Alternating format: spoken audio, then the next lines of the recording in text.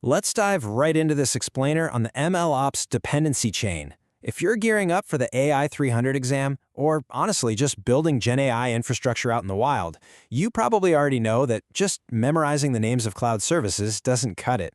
Today, we're going to unpack exactly why AI infrastructure completely falls apart if even a single tiny link in your operational chain is broken.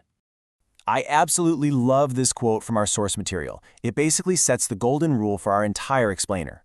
You can't just cross your fingers and assume a configuration worked. No way. You always have to prove the resulting state.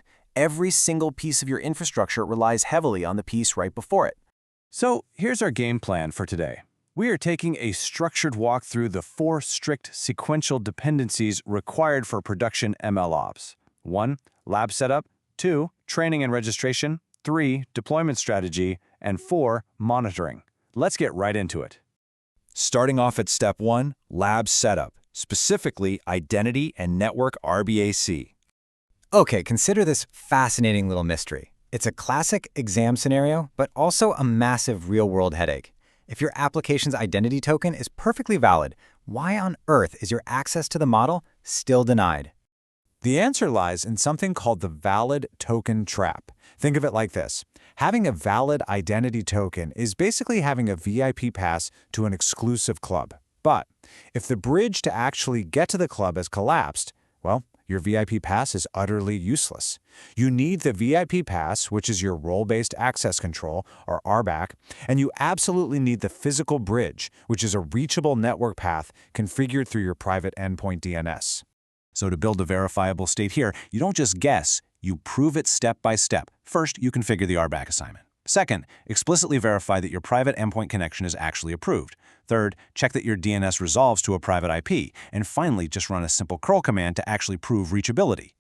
Think about the exact dependencies and their resulting failure states. If your Microsoft Foundry project isn't tied properly to Enter ID, your deployment actions are straight up denied. If your managed identity isn't bound correctly to the hosting service, bam, you get a 401 or 403 error.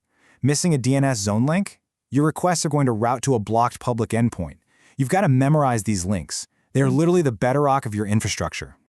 Moving right along the assembly line, let's explore Step 2, Training and Registration, focusing on assets and MLF flow.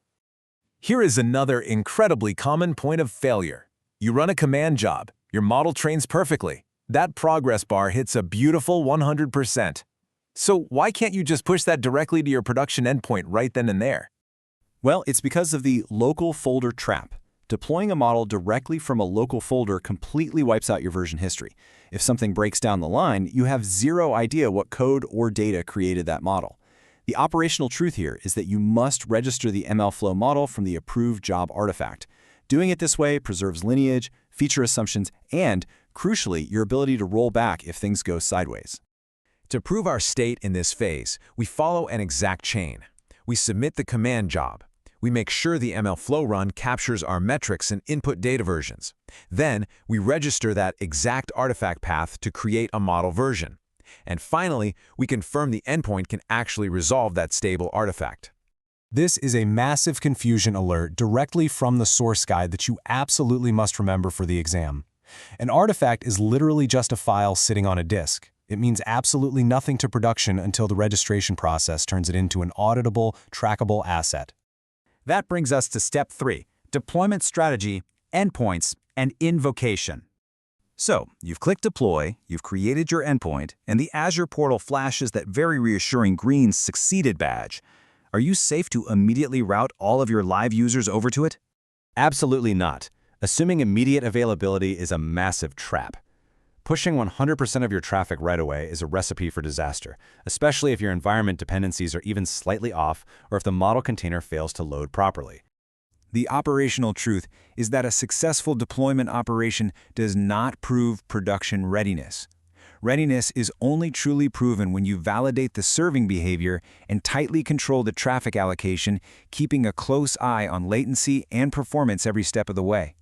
Following our strict sequence, we create the endpoint, we bind the model to it, but then, and this is crucial, we invoke it with a sample request to check the logs. Only when that sample request succeeds do we start shifting traffic gradually, using something like a blue/green deployment strategy. And finally, we reach step 4, monitoring, dealing with data drift and alerts.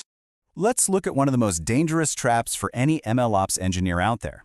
You check your dashboards and your endpoint logs are completely filled with HTTP 200 OK status codes.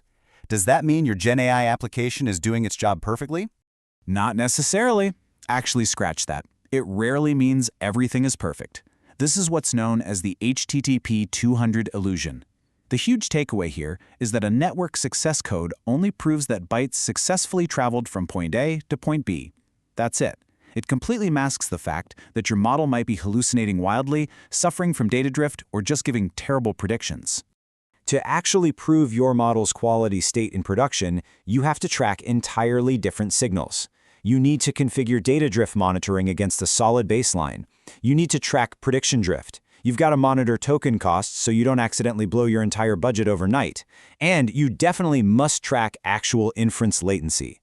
But keep this in mind. Just having monitoring enabled isn't enough on its own. Bad predictions will happily persist if you're collecting all this production telemetry, but you haven't bothered to bind any threshold or alert rule to it. Basically, data without action is useless. So here is our final verifiable chain. We establish a baseline data set, we configure the drift monitor to compare against it, we set strict metric thresholds, and we tie a specific alert rule to them. When that alert fires, it should automatically trigger an auditable retraining pipeline to go in and fix the issue. Because at the end of the day, successful MLOps, and frankly, passing the AI-300 exam, isn't about just memorizing a laundry list of cloud services. It's about knowing exactly how they connect and having the discipline to verify every single link in your dependency chain. So thinking about your own infrastructure right now, can you prove every resulting state? Thanks so much for joining me on this explainer, and I will see you next time.